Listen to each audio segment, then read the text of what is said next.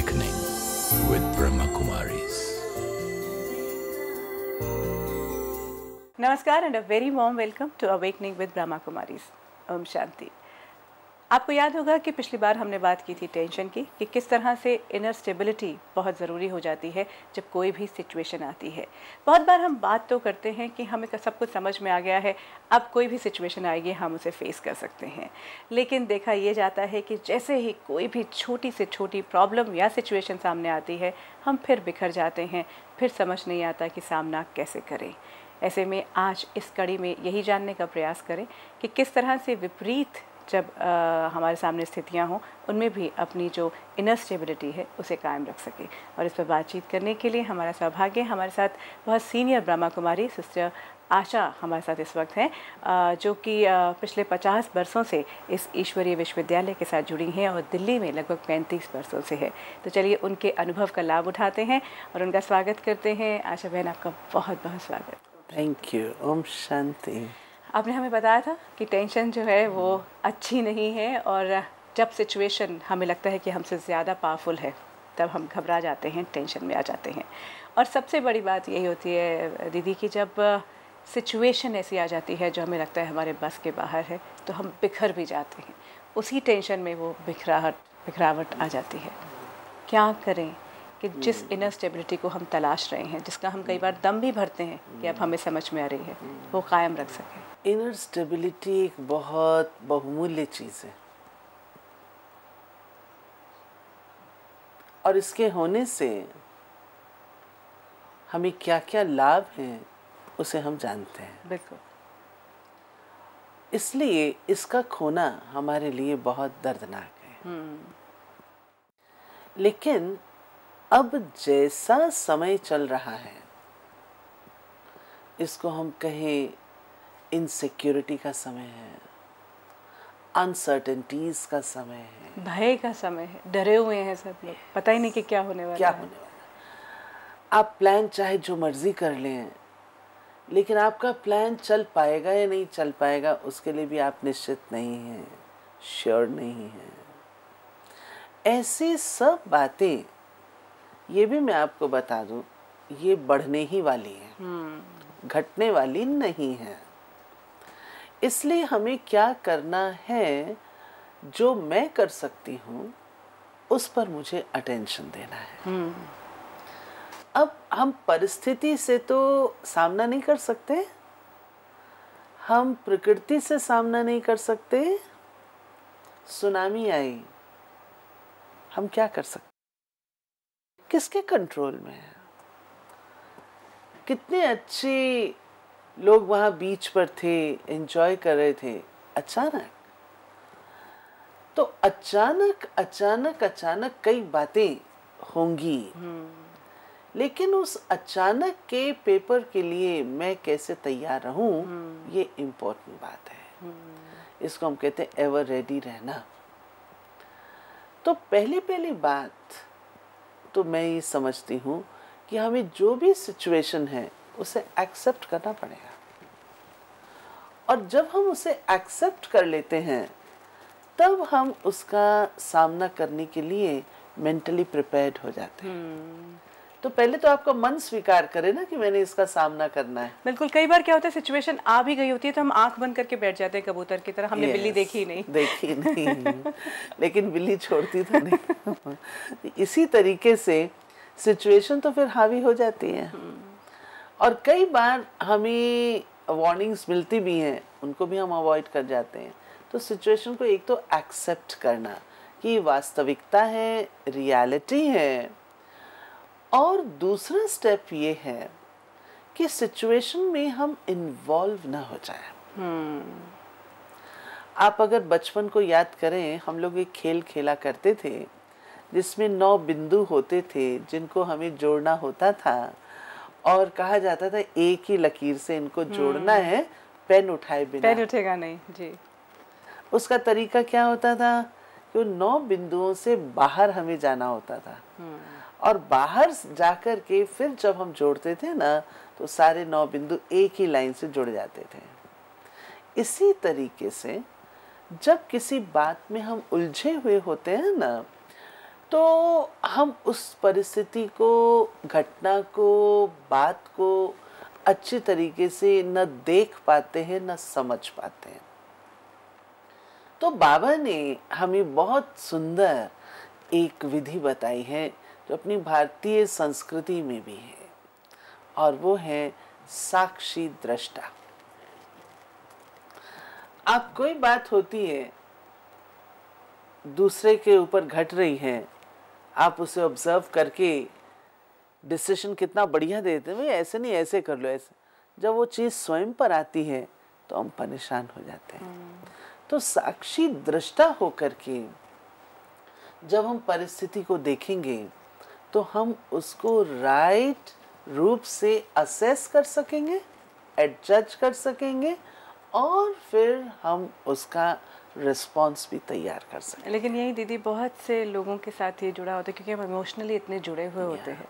लोग ये कहते हैं कि मैं रो रहा हूँ, मैं मर रहा हूँ, उस वक्त मैं क्या देख सकता हूँ, मैं कहाँ कैसे साक्षी बन सकता हूँ जब इतनी मुसीबतों का पहाड़ मुझ पर टूटा हुआ है, मेरे पास पैसा नहीं है, या जो भी जिस भी हालात में होते हैं लोग, जब वो ऐसे इस सिचुएशन में होते हैं, तब अगर उनसे हम ये कहें कि साक्षी दृष्टा आप बन सकते हैं, so they reject the whole thought process. साक्षी दृष्टा ना बने, लेकिन कारण तो समझे ना। वजह, अगर कारण समझेंगे तो उसका निवारण कर सकेंगे। वो बिना पुरुषार्थ के और बिना कारण ढूंढे सीधे निवारण पर जाए तो होने वाला नहीं है। अगर मैंने किसी प्रॉब्लम को सॉल्व करना है, बात को, तो मेरे को उसको प्रॉपरली एनालाइज करना होगा, प्रॉपरली उसे समझना होगा तब। और अचानक सारी ये प्रॉब्लम एक ही दिन में तो आने वाली नहीं, एक्चुअली वी कैन होने वाली भी नहीं है। Prepare, Yes. maybe we can prepare step by step. आज मैं थोड़ा कर सकती हूँ, कल और थोड़ा करूँगी, फिर और थोड़ा करूँगी, करते करते प्रॉब्लम को मैं अपने कंट्रोल में ले सकती हूँ। लेकिन मैं चाहूँ कि एक दिन में सब कुछ हो जाए, ये नहीं होगा। तो एक तो सिचुएशन को एक्सेप्ट करना, दूसरा उसे एक ऑब्जर्वर के रूप से प्ले करना, रोल कॉन्शियस ना हो करके। अगर अपना दृष्टिकोण ऐसा बन जाए साक्षी दृष्टा का, तो हमें बहुत लाभ हो सकता है। तीसरी बात मैं सोचती हूँ कि अगर हम ये सोचें कि जो कुछ हो रहा है ये मेरे बेनिफिट के लिए, कहीं ना कहीं मेरा इसमें लाभ होगा। कभी कभी हम सोचते हैं ये मेरे साथ बहुत बुरा हुआ है। हो सकता है और होता भी है, जीवन के एक्सपीरियंसेस हैं। कभी कभी हम लोग जो बातें हमें सामना करनी पड़ रही हैं वो हमें एक्सपीरियंस देखे जा रहे हैं। और एक्सपीरियंस जीवन की वो निधि है जिसके आगे और सब धन धूर समान है। एक्सपीरियंस हो जाता है तो हम उससे बाहर आते हैं और औरों को भी निकाल सकते हैं। तो एक तो ये चीज़ है कि मैं अपने आप को कैसी भी विकट परिस्थिति आए, अगर परिस्थिति के साथ मैं भी अनस्टेबल हो जाऊंगी तो मैं उसका सामना कदापि नहीं कर सकती। मैं आपको एक घटना बताना चाहती हूँ। आप सबको 9/11 की घटना याद है, वर्ल्ड ट्रेड सेंटर में कैसे जब आग लगी थी, हुआ था। तो उस समय हमारा एक भाई था जो 62nd फ्लोर पर था। ओके। उसने देखा अचानक ये सब क्या हो रहा है, बट उसने अपनी मेंटल स्टेबिलिटी को खोया नहीं।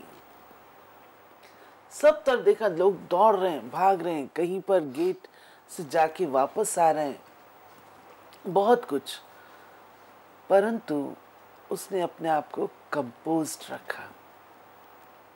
सारा वो नीचे आया और कईयों को बाहर निकालने में उसने मदद की। You can be helpful.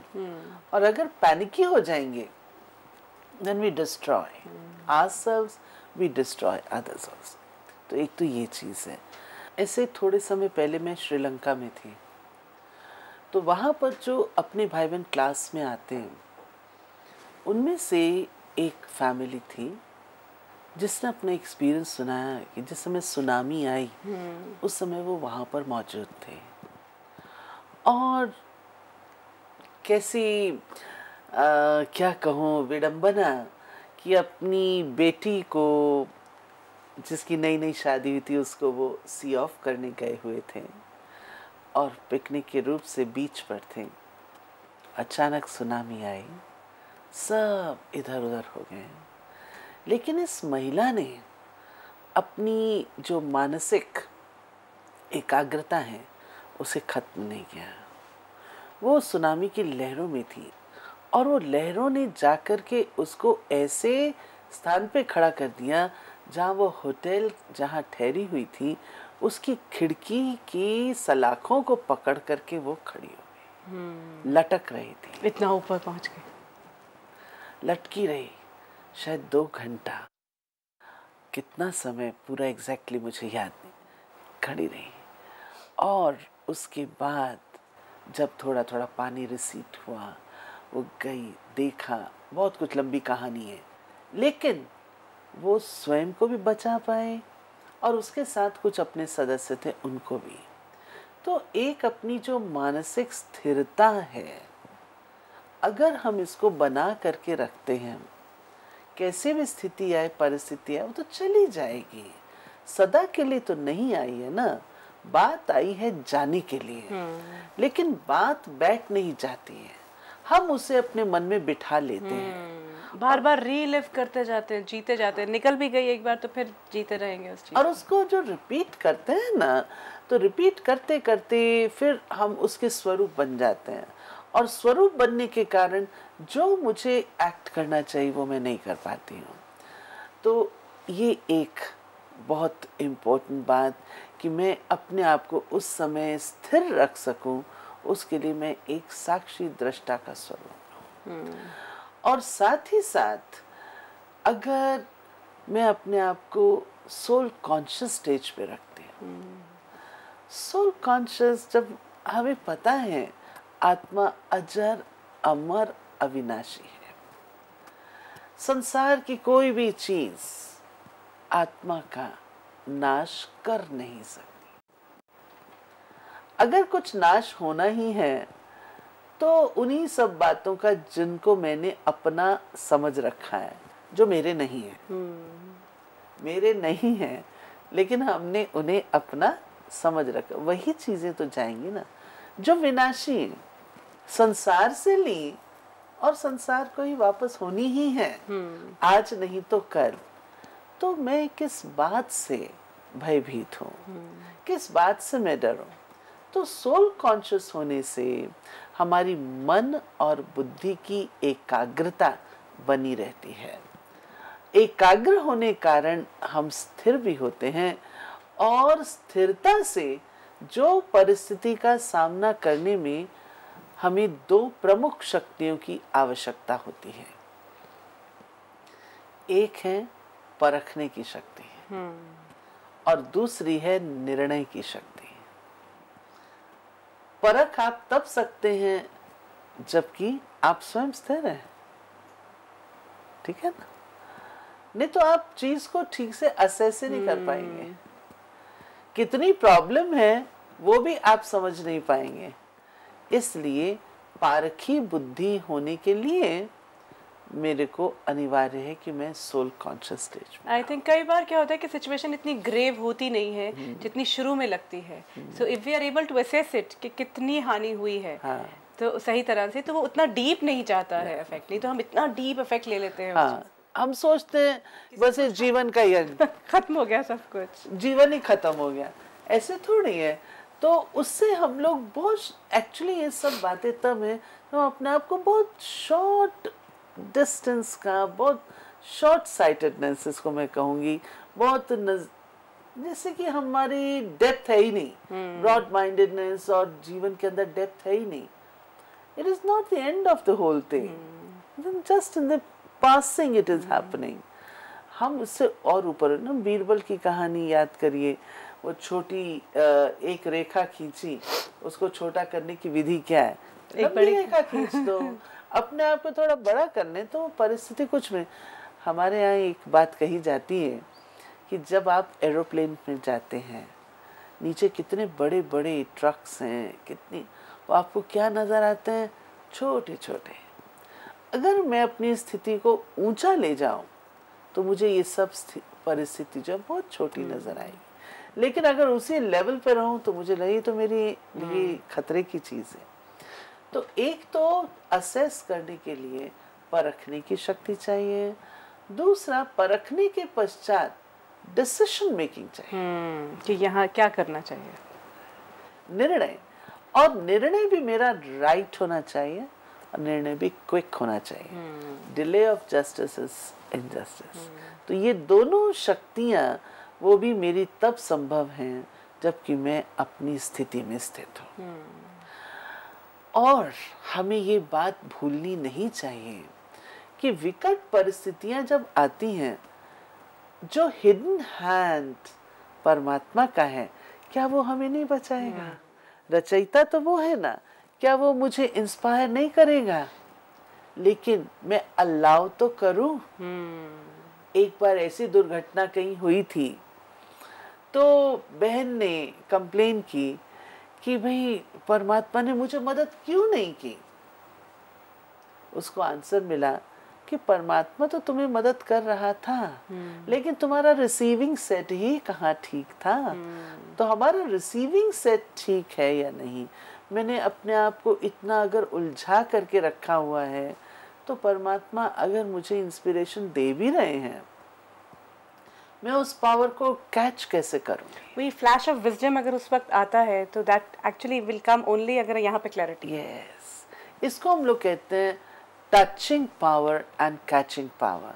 कि हम अपनी मनसा को इतना शांत, शीतल और उसे खाली भी थोड़ा रखें ताकि हम परमात्मा की प्रेरणा को कैच कर सकें। परमात्मा हमारे पिता हैं और पिता अपने बच्चों को मदद न करें, ये हो नहीं सकता। बिल्कुल, दैट्स वेरी ट्रू। एक्चुअली ये कंप्लीट फेथ जो है कि वो हम भी एज पेरेंट कभी ऐसा हो नहीं सकता कि उनकी मदद ना करें। हो सकता है उनकी सिचुएशन को हम ना बदल पाएं, लेकिन मदद करने के लिए तो हम हर बार जाते हैं। दीदी, यहाँ एक बात मैं आपसे जानना चाहती हूँ कि सिचुएशन जब आती है, ये बात समझते समझते जब हम ज़िंदगी जी रहे होते हैं, तो सिचुएशन जब आती है तभी हम ये बात लागू करें, ऐसा हो नहीं सकता। उसके लिए I think we have to prepare, क्योंकि सिचुएशन तो कभी भी आ जाएगी। तो उसकी जो प्रिपरेशन है, उसके लिए अपने जो सशक्तिकरण की बात है, जो इनर स्टेबिलिटी को हमेशा मेंटेन करने की बात है, how can we do it, how is it preparation, उसके लिए क्या तैयारी करके रखनी चाहिए? हम लोग कहते हैं कि अपने आप को सदा ऐसी सिचुएशन तैयार रखो। तैयार रखने से भाव ये है, देखो अगर मेरे लगाव होंगे टू मैनी, बहुत चीजों से बिखरे हुए, तो जिस समय वो मेरे से छूटेंगे तो मुझे दुख होगा। तो चीज को मान लीजिए मेरा वस्तुओं में है, मान लीजिए मेरा अपने बच्चों में है, मेरे अपने रिलेटिव्स में है। अगर मैं शुरू से ही ये अभ्यास अभी से ही करूं कि वो मेरे साथी हैं, सब कुछ है, परंतु आखिर तो ह्यूमन बीइंग ही है ना। एक ना एक दिन तो मैंने भी शरीर का त्याग करना है, उन्होंने भी। हम सब कुछ करें परंतु लगाव ना रखें। मोह जो होता है ना, वो दुखी करता है। तो मोह ना रखें, स्नेह रखें, कर्तव्य परायण हो। अपनी ड्यूटी से हमें भागना नहीं है, ड्यूटी भी अपनी पूरी करनी है। परंतु जैसे एक ट्रस्टी होता है, ट्रस्टी सारे काम करता हुआ भी निश्चिंत रहता है, ऐसे ही ट्रस्टी की तरह हम अपने सारे काम करते हुए भी अलगाव की नीति में रहें। लेकिन इस पर लोग बहुत बार ये कहते हैं कि अगर मोह नहीं है तो प्यार थोड़ा कम हो जाता है। पेरेंट का कैसे नहीं होगा कि मोह ना हो बच्चे से? प्यार और मोह दो चीज हैं। स्नेह सुख देता है, मोह दुख देता है। मोह को विकार कहा गया है, स्नेह को गुण कहा गया है। स्नेह आत्मा की मूल वृत्ति है। स्नेह जो है वो आत्मा का ओरिजिनल गुण है। मोह विकृति है, स्नेह की विकृति है, जहाँ अटैचमेंट होती है, जहाँ पर हम किसी चीज को अपनी कंट्रोल में उसमें रखना चाहते हैं, ओनरशिप आ जाती है। हाँ, पॉजेसिवनेस, वो है मोह। और जो स्नेह है वो सबके प्रति भी वो होता फ्लो है, है एक्चुअली, वो बहाव है। उससे सुख मिलता है। तो स्नेहासक्त वृत्ति का होना सर्व के प्रति वो अच्छा है, परंतु अगर हमारी मोह वाली वृत्ति हो जाएगी ना तो उससे हमें दुख हो। तो कहा जाता है कि स्नेह दो परंतु मोह न रखो। तो ट्रस्टीशिप के कॉन्सेप्ट में भी ये बात आती है कि आप सब कुछ कर रहे हैं पर ड्यूटी कर रहे हैं और उससे अभाव है, डिटैच्ड भी हैं साथ साथ। तो ये चीज़ हमें बहुत मदद करती है। साथ ही साथ मानसिक रूप से अपने आप को प्रिपेयर करने के लिए कि अगर मैंने जाना ही है तो किस चीज़ से राग और किस चीज़ से द्वेष, मेंटली प्रिपेयर्ड रहें किसी भी प्रकार की बात का सामना करने के लिए। न काहू से दोस्ती, न काहू से वैर। क्यों नहीं, थोड़े से दिन हैं, जितने दिन जिंदगी के हैं, क्यों नहीं हम सबके साथ प्रेम प्यार बंधुत्व के भाव से रहें, जिससे कि अपना भी मन खुश रहे और दूसरों को भी हम खुशी प्रदान कर सकें। एक ये एटीट्यूड हम अपना सकते हैं। खुश रहो और खुशी का दान भी करो। हमारे यहाँ बहुत सुंदर हमारे एक दीदी हैं, वो कहते हैं दिल खुश मिठाई खाओ और दिल खुश मिठाई खिलाओ। खुशी जैसी खुराक नहीं है। अगर ये चीज़ हम लेते हैं, औरों को भी खुश करें। फिर देखो कानूबेन, सबसे अच्छी चीज़ जो हम एक दूसरे को दे सकते हैं, क्या दे सकते हैं? आज की लाइफ ऐसी है, ना कोई किसी से लेना चाहता है, कोई नहीं, हर एक अपने आप में संपन्न है, कोई किसी लेना नहीं चाहता। एक चीज़ है जो हर एक कोई एक दूसरे से चाहता है, तो वो क्या है? वो है स्माइल, मुस्कुराहट। हमारा मुस्कुराता हुआ चेहरा हर एक को प्रिय लगता है और फ्राउनिंग फेस सब घबराते हैं। तो क्यों नहीं हम एक दूसरे को स्माइल दें? और स्माइल देने से आप देखिए हम कितनी अच्छी वाइब्रेशंस जनरेट करते हैं। आप बच्चे को स्माइल दें, बच्चा आपका दौड़ा दौड़ा आएगा। आप थोड़े से सीरियस हो जाएं, बिल्कुल आने से मना कर देगा। आप ऑफिस में जाते हैं, किसी व्यक्ति के साथ आपकी कुछ कल गड़बड़ भी हो गई, लेकिन अगर आप थोड़ी सी स्माइल देते हैं, वो व्यक्ति भी सब कुछ भूल जाता है, नॉर्मल चीज़ हो जाती है। तो जो हमारी लाइफ है, इसको भी हम सुखद बना पाते हैं जब अपनी मानसिक स्थिरता रखते हैं और स्टेबिलिटी। दीदी, यहाँ स्टेबिलिटी की बात सिचुएशन में जब है, तो कई बार देखते हैं कि कई लोग हैं जो अपनी स्टेबिलिटी मेंटेन करके रखते हैं, even if the situation comes. ऐसी कोई सिचुएशन आ जाती है जिसमें वो मेंटेन किए रखते हैं, कुछ भी ना बिखरते हैं ना कुछ। लेकिन अक्सर देखा ये है कि सिचुएशन थोड़ी सी आगे गुजरती है, ये तब उनके सारे जो स्टेबिलिटी मेंटेन की थी वो तब बिखरना शुरू हो जाता है। तो वो भी किस हद तक सही है और कैसे वो भी ना हो? क्योंकि बहुत बार ये देखा गया है कि सिचुएशन को तो उन्होंने स्टेबल रह के निकाल लिया, लेकिन आगे चल के कहीं ना कहीं उनकी बॉडी पे, कहीं ना कहीं उसके पूरे व्यवहार में, या कहीं ना कहीं कुछ एक ऐसी प्रॉब्लम आ जाती है। इसमें दो चीज़ें अगर व्यक्ति करे ना, एक तो ये परम विश्वास हो कि ये सिचुएशन मेरा कुछ बिगाड़ नहीं सकती है, मैं इसको फेस कर रहा हूँ या फेस कर रही हूँ और इससे मेरा कल्याण है, ड्रामा कल्याणकारी है, इससे मेरा नुकसान होने वाला नहीं है। अगर मुझे इस बात के ऊपर पूरा फेथ है, क्योंकि जिस दौर से आज के वक्त हम गुजर रहे हैं, सिचुएशंस ऐसी बहुत सारी आने वाली है, तो परमात्मा कल्याणकारी है, वो अकल्याण नहीं चाहता। दूसरी बात, जो युग है वो भी कल्याणकारी है, क्योंकि इसके बाद सतयुग नहीं आना है। मुझे अगर पुष्टिंग भी मिलेगी तो आगे सतयुग की ओर ही मिलेगी, और इसमें मेरा कहीं ना कहीं भला समाया हुआ ही है। एक तो अगर ये विश्वास कि मेरा इसमें कल्याण है, और दूसरा परमात्म स्मृति। शिव बाबा की याद, जितनी शिव बाबा की याद होती है लाइफ में, तो उतना मेरी वो जो स्थिति जिसका मैंने सामना किया उसको मैं सस्टेन कर पाऊंगी। अन्यथा जैसे होता है ना, कोई चीज आई तो शरीर की सारी एनर्जी सामना करने में लग जाती है, लेकिन बाद में we get depleted of energy. वो न हो, उसके लिए अपनी जो बैटरी है, जिसको हम सोल कहते हैं, आत्मा कहते हैं, बैटरी को रिचार्ज करना अनिवार्य है। और रिचार्ज करने के लिए और कोई साधन नहीं है सिवाय परमात्मा की याद के। तो उन्हें प्यार से याद करें। और जैसा कि आपने कहा कि प्रिपरेशन के दौरान भी अगर हम तैयारी भी कर रहे हैं हर रोज़, क्योंकि सिचुएशन तो कभी भी आ सकती है, तो उसके लिए तैयार रहना ज़रूरी है। उसमें मेडिटेशन और साक्षी भाव से पूरी ज़िंदगी को देखना कितना ज़रूरी हो जाता है।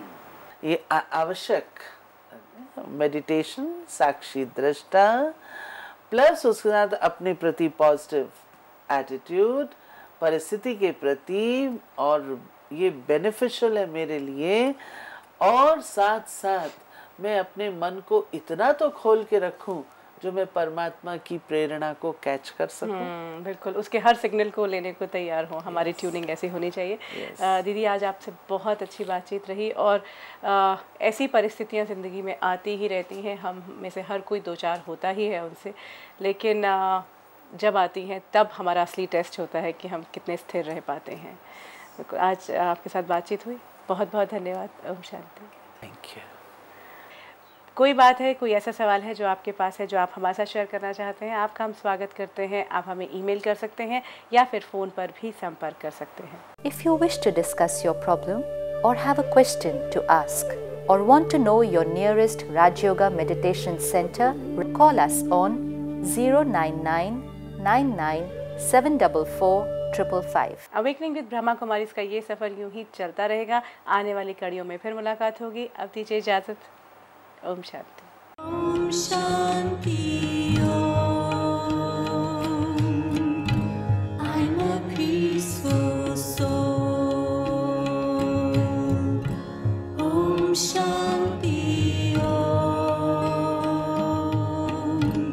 I'm a peaceful soul. ये ध्वनि मंगल ध्वनि है। Om Shanti Om. This sound is a sacred sound. Om Shanti Om. Om Shanti Om. I'm a peaceful soul.